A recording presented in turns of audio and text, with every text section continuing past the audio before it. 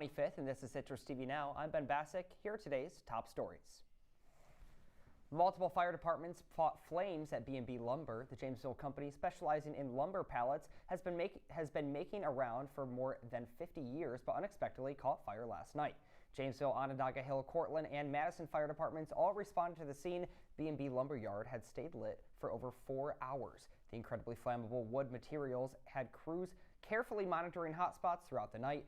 In 2016, a fire occurred at this as well. The previous fire called for 32 tankers with water from 4 different counties. How the recent fire began has not yet been confirmed.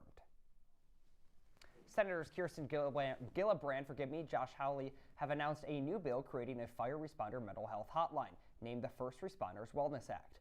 The act not only expands mental health services for frontline workers, but also provides an outlet during major disasters. The Substance Abuse and Mental Health Services Administration say that the first responders face a higher rate of behavioral health conditions like PTSD than the average person. The hotline will provide peer and emotional support to combating frontline trauma.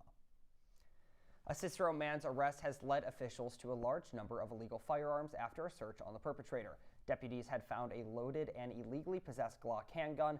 Cicero police detectives are pursuing home search warrants. Detectives later found that the man illegally obtained firearms, silencers, 80 high-capacity magazines, and other illegal weapons. He has been charged with 108 counts for a multitude of crimes. 4 people are dead after a fishing boat of 6 sank off the coast of New York City. The water temperatures in the area are reported as low as 38 degrees, creating an extremely dangerous environment. 2 of the passengers on the vessel have been hospitalized. There were confirmed dead. 3, After an extensive search, the Coast Guard made the difficult decision to suspend searches for passenger Vernon Glassford, presuming death. The cause of the vessel sinking is still being investigated. Coming up after the break, Destiny USA is hosting their first in-person job fair. More of that and more. Stay with us. STEM is precise, no margin for error. Dare to forget that. Dare to have fun with it. Get weird with it. Dare to send those old STEM theories flying past the neighbor's house into outer space. Dare to program something internet-breaking, record-breaking. Dare to blow their minds. Dare to learn the difference between sedimentary and metamorphic rock. Go find those rocks. Dare to keep daring. Dare to STEM. Check out She Can STEM to get started. Welcome back to Citrus TV Now. Destiny USA is hosting their first ever in-person job fair, sponsored by the New York Air National Guard. The event offers the community a new outlet for job searches intended to allow local residents to speak to employers and connect for future interviews, hires, and more. The fair will take place tomorrow from 2 to 5 p.m. Anyone who is interested in attending can participate for free. Destiny USA will continue this event with more job fairs planned for August 16th and October 15th.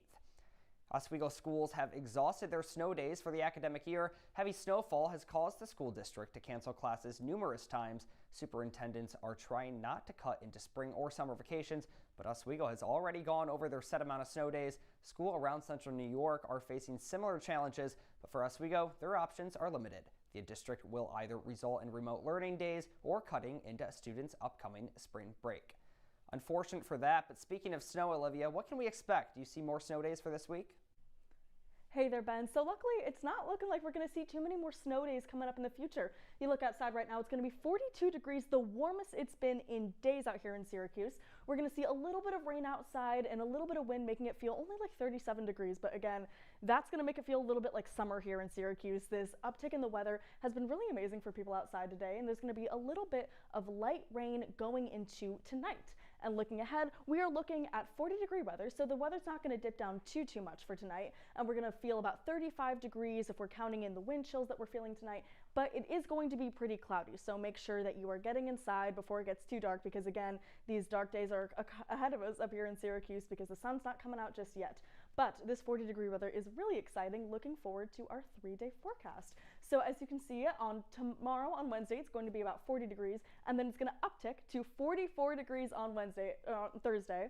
The warmest, again, it's been in actual weeks, but we are going to expect a little bit of precipitation on that day, so that is something that you are going to have to look forward to, so make sure to bring your umbrellas, and then it's going to dip down into 30 on Friday, but I'll have more on your 5-day forecast on News Live at 6.